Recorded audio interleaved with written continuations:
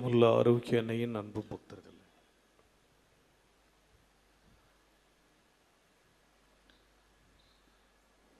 கழுகை பற்றி நமக்கு தெரியும்.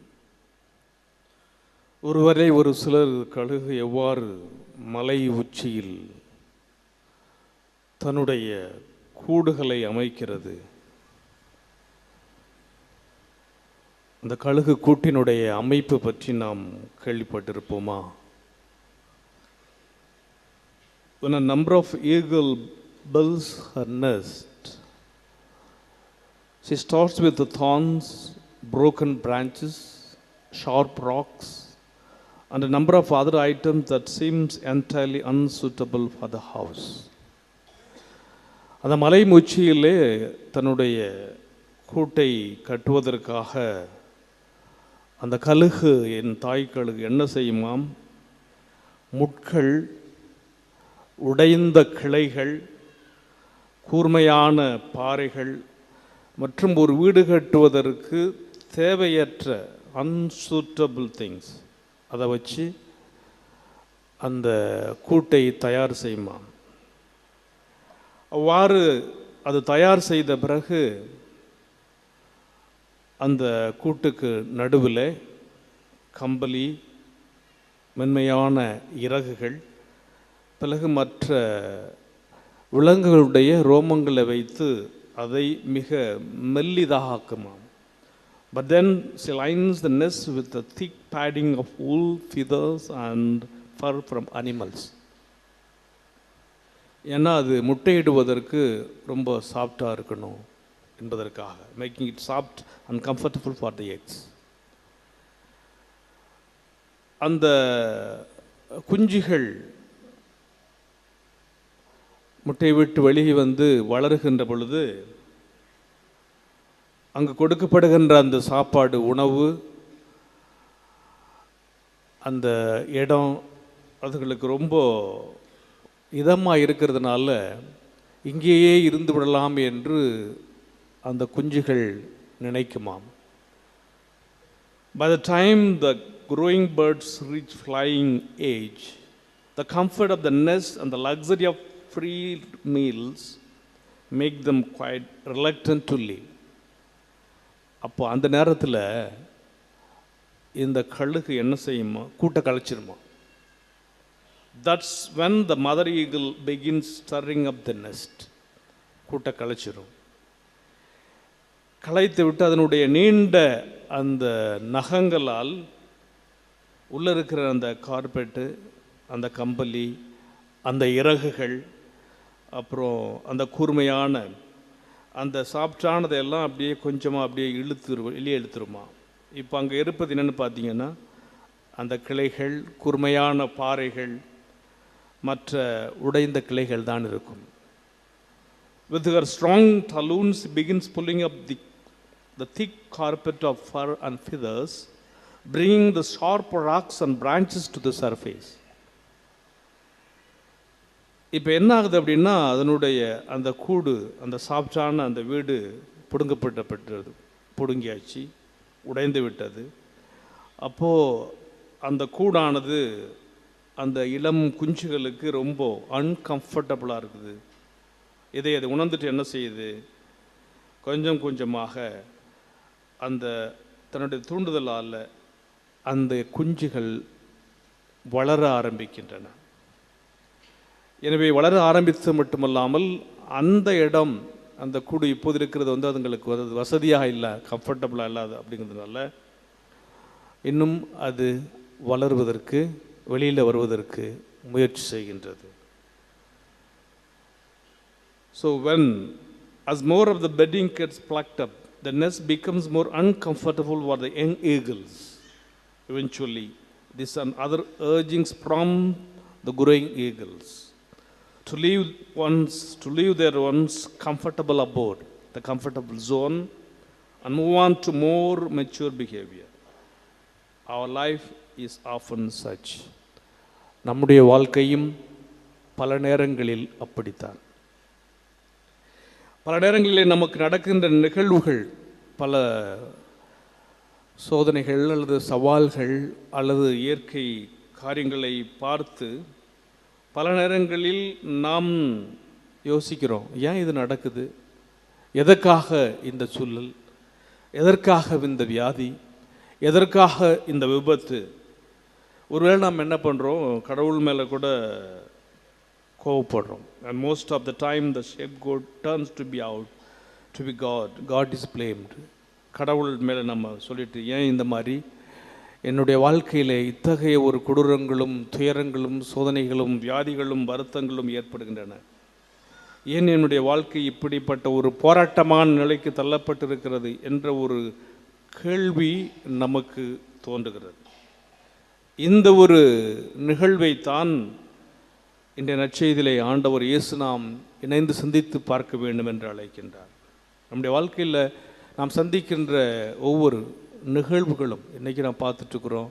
எங்கே பார்த்தாலும் ஏறக்குறைய புயல், மழை, வெள்ளம், இயற்கையினுடைய வடகிழக்கு பருவமழை ஆரம்பித்து விட்டது.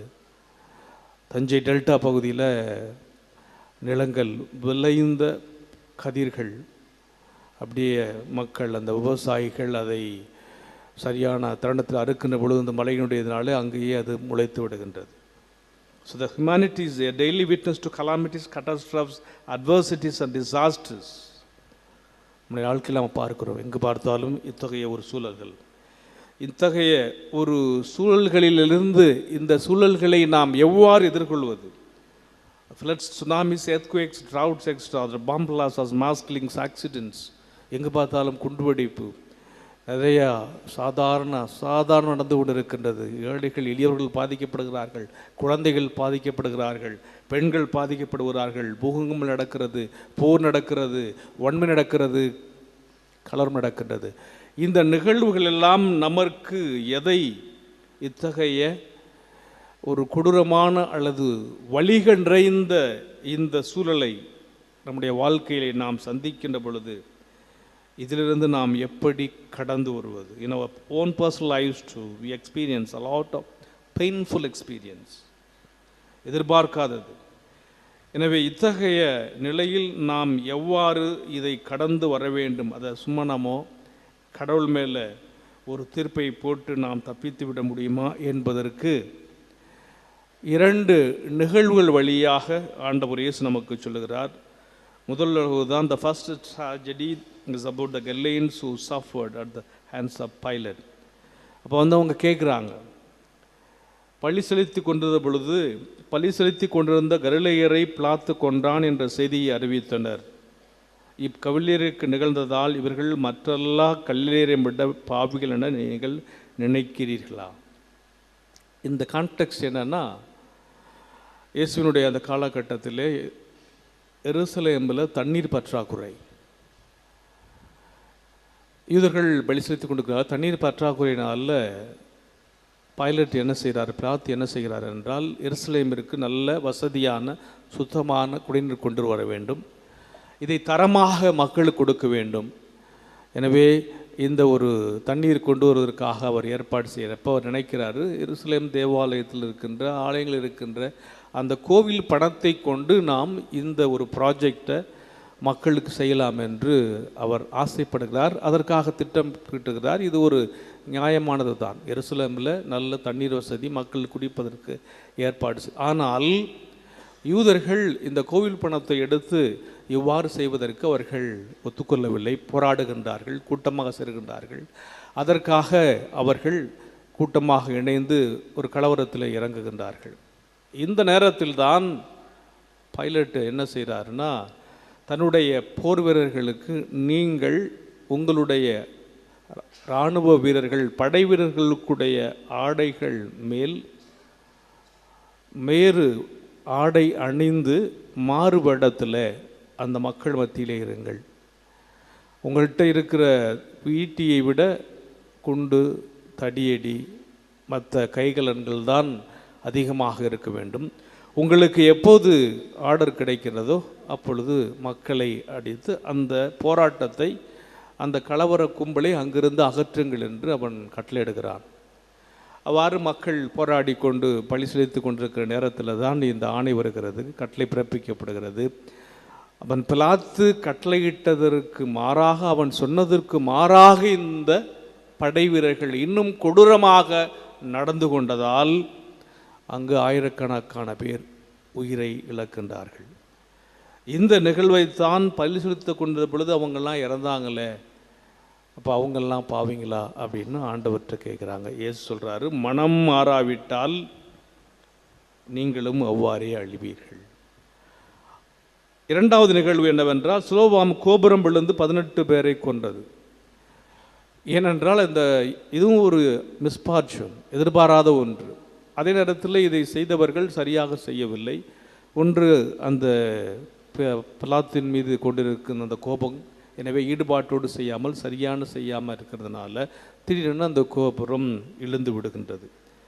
அந்த கோபுரம் எருசலேமில் குடியிருந்த அந்த மக்கள், அந்த கோபுரம் விழுந்ததுனால் என்ன பண்ணுறாங்க, அங்கிருந்த எல்லாரையும் விட இவர்கள் பாவிகள். ஏனென்றால் யூதர்களை பொறுத்தவரை ஒரு வியாதியோ ஒரு விபத்தோ ஏதோ ஒரு கொடிய நிகழ்வோ நடந்தால் அது கடவுளுடைய தண்டனை. இவர்கள் ஏதோ பாவம் செய்திருக்கின்றார்கள், அதனால்தான் இவர்களுக்கு இந்த ஒரு கொடுமை வந்திருக்கின்றது. They are being punished by God. இந்த ஒரு எண்ணம் அவர்கள் மத்தியிலே இருந்தது.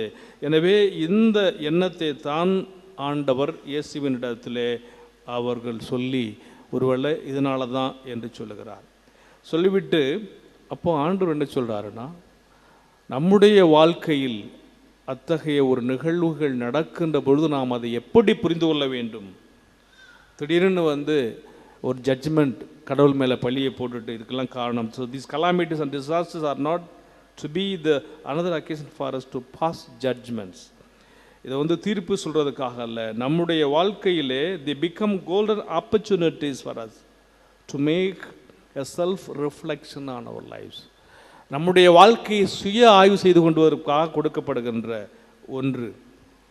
அதுக்கு தான் என்ன சொல்கிறாருன்னா, வழக்கமாக இந்த ஓமிய திராட்சை தோட்டத்தில் அத்திமரம் அது இடத்த அடைச்சிக்கிட்டு இருக்குது, நிறைய சஸ்டன்ஸை அது உள்வாங்கிக்கிட்டு இருக்குது. ஒரு அத்திமரம் பலன் கொடுப்பதற்கு 3 ஆண்டுகள் ஆகும்.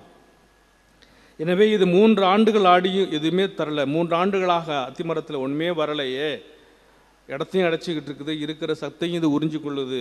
எனவே எதற்காக இது இருக்க வேண்டும், இதை நாம் அழிச்சிடலாம் அப்படின்னு கேட்குறப்ப தான், ஐயா இந்த ஆண்டும் இதை வெட்டு வையும்.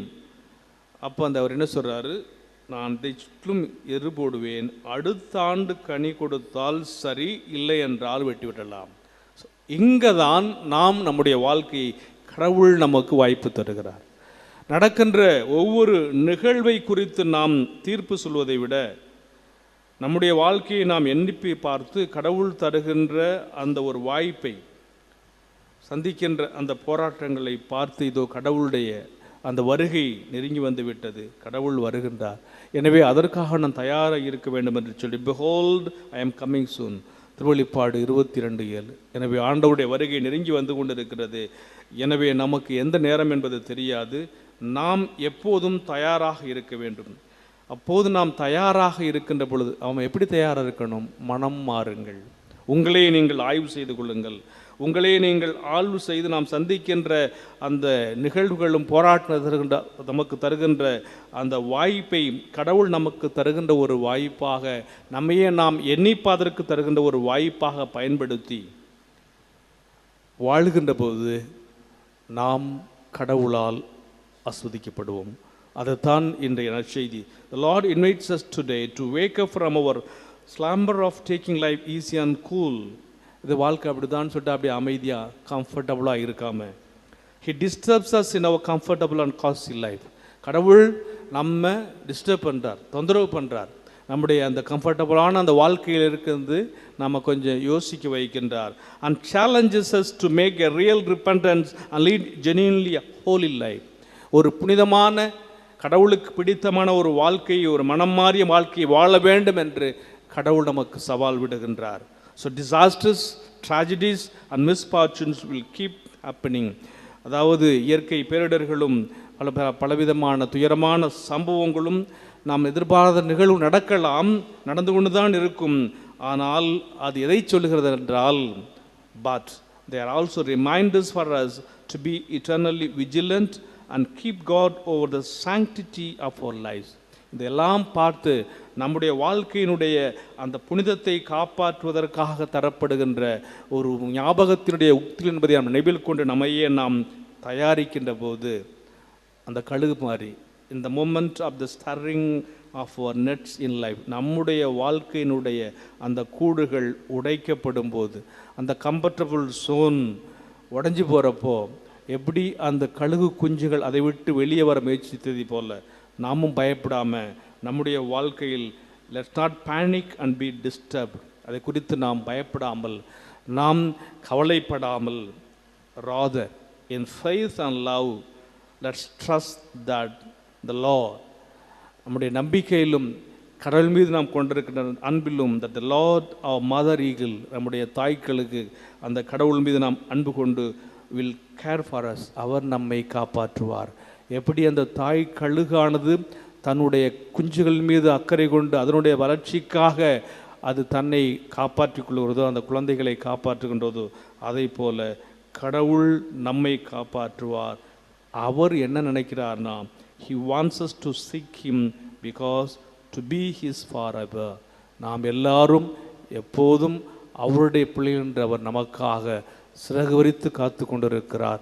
மனம் மாறி அவரை அரவணைத்து கொள்ள வரம் கேட்டு இணைந்து ஜெபிப்போம்.